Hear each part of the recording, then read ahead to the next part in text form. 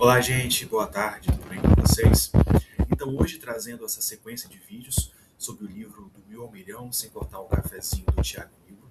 Hoje eu vim apresentar para vocês o primeiro pilar, que é gastar melhor, e essa é a parte 1 do vídeo.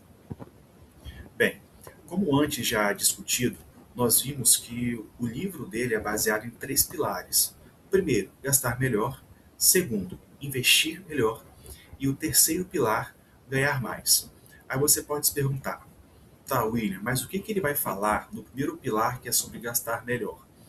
O primeiro pilar, ele é como se fosse a base. E nessa base nós temos que focar na gente. Então, o que ele vai trazer para nós? Ele vai dizer que lidar com o dinheiro exige uma mudança de mentalidade, exige o exercício contínuo de autoanálise. Então, se eu quero gastar melhor, se eu quero investir meu dinheiro, eu preciso me conhecer. Então, eu preciso começar a observar aquilo que eu tenho como gasto, beleza? Ele vai dizer que a nossa independência financeira ela é atingida quando a nossa carteira de investimentos, a rentabilidade que ela traz, os rendimentos que provém todos os meses, se tornam iguais ou superiores à soma de nossos gastos fixos e variáveis. Ô William, show de bola, mas qual é o meu norte? Como é que eu vou começar a fazer esse exercício de autoanálise? Bem, esse exercício de autoanálise ele acontece quando a gente tem na nossa cabeça o que é gasto essencial e gasto não essencial. Então, o que ele vai dizer? Que começamos a mudar a mentalidade quando passamos a definir o que é isso. Aí ele vai falar o seguinte, que gastos essenciais são despesas necessárias para manter as necessidades básicas da vida, enquanto que gastos não essenciais são despesas ligadas ao conforto, lazer ou estilo de vida, que podem ser, foco aqui, gente, reduzidas ou cortadas sem comprometer a sobrevivência básica. Então, o meu primeiro passo que eu dou rumo gastar melhor é definir o que é gasto essencial e o que é gasto não essencial. Eu trouxe para vocês algumas definições, alguns exemplos para falar melhor. Então vamos lá. Então, quais são os exemplos de gastos essenciais? Aluguel ou financiamento, alimentação básica, contas de água e luz, por exemplo, transportes para o trabalho, medicamentos e planos de saúde. E gasto não essencial, restaurantes, viagens, assinatura de streaming, roupas além do necessário, eletrônicos novos, lazer e entretenimento. Então vamos lá.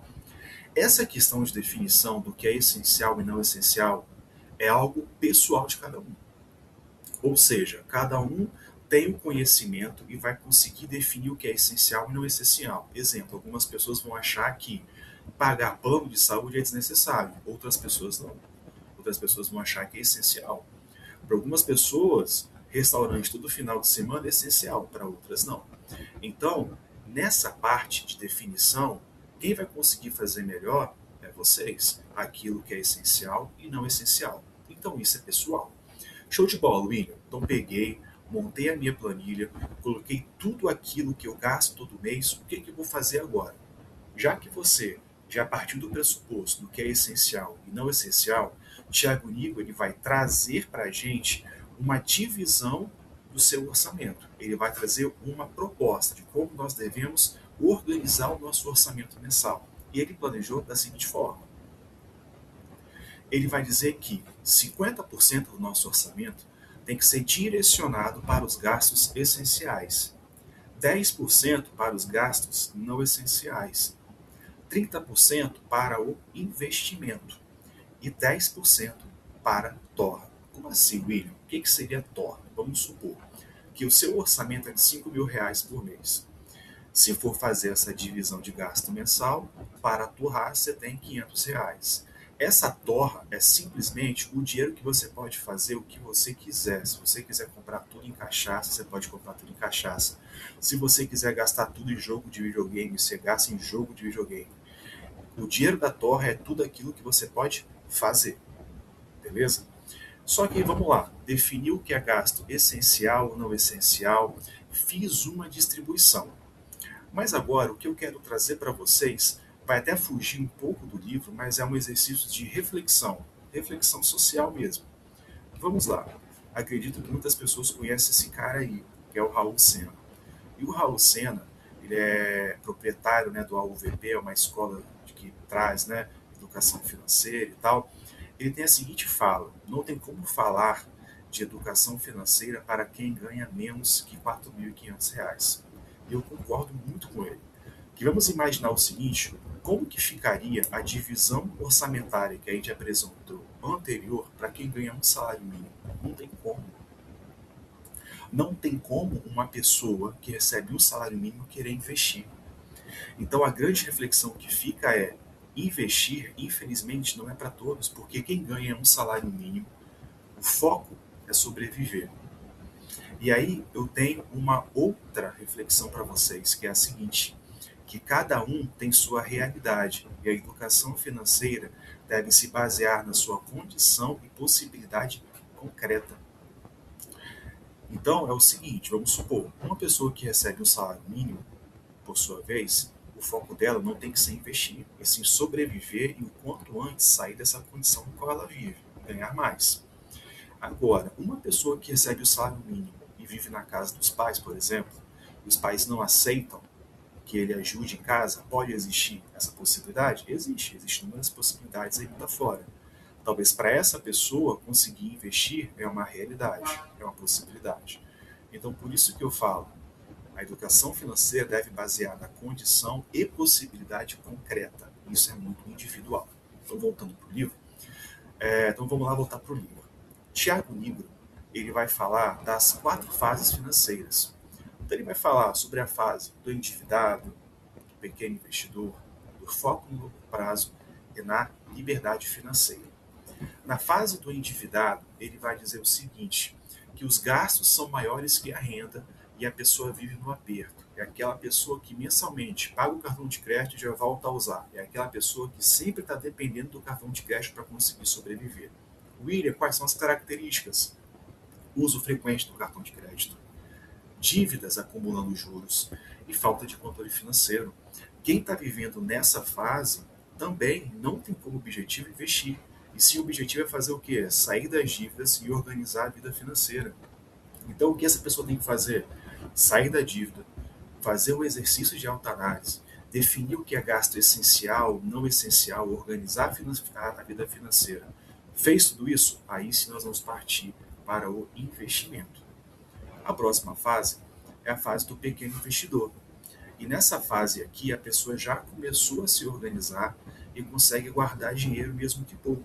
E aqui nós temos algumas características, né? Já tem controle dos gastos, a pessoa começa a investir mesmo com valores baixos e a pessoa cria o hábito de poupar. E o objetivo aqui é ganhar consistência e aumentar os aportes. Vale ressaltar aqui um fato. Aqui é muito mais importante a gente se manter consistente do que motivado, porque motivação ela é uma energia. Então hoje eu estou motivado, amanhã eu não estou. E nesse caso, quem tem que falar mais alto é a consistência, porque é a consistência que vai garantir que você futuramente venha ter êxito no mundo dos investimentos. Na próxima fase, nós já vamos ter uma fase que é o foco no longo prazo, né? Essa é a fase da disciplina. A pessoa já entendeu o jogo e está pensando lá na frente. E aqui, quais são as características? A pessoa investe com frequência, ela reinveste os dividendos, ela não se abala com as oscilações do mercado, ainda mais esse ano, 2026, que a gente está vivendo. O mercado está oscilando bastante, tem muita gente que perdeu um pouquinho de dinheiro, já começa a vender tudo. Então, aquela pessoa que já entendeu como é que é as regras do jogo, é uma pessoa que já tem uma maturidade. Então, o objetivo aqui é crescer o patrimônio com constância e paciência. E a última fase seria a fase da liberdade financeira. Ele vai dizer o seguinte, que aqui o dinheiro trabalha para você. Seus rendimentos pagam o seu custo de vida, né? Então, quais são as características? A independência do salário, uma vez que a sua carteira de investimento já está gerando uma renda passiva que está cobrindo seus gastos, você consecutivamente não vai precisar trabalhar tanto, uma vez que você vai ter mais tempo livre e você vai ter uma segurança financeira. E aqui o objetivo é manter e proteger o patrimônio. Show de bola? Então, gente, para finalizar, na parte 1 do vídeo, nós definimos, né, o que é gasto essencial, gasto não essencial. Nós conversamos e falamos que para gastar melhor exige uma mudança de mentalidade. Nós falamos sobre o método de distribuição dos gastos, então nós dizemos que o Tiago Nigro, nesse primeiro pilar, ele vai trazer como uma proposição 50% gasto essencial, 30% investimento, 10% gasto não essencial, 10% torrar. E nós acabamos de falar sobre as 4 fases financeiras. Então é isso que eu quis trazer para vocês, acredito que é o mais importante. E chegamos ao final do vídeo. Fique com Deus, muito obrigado e que Deus abençoe a todos.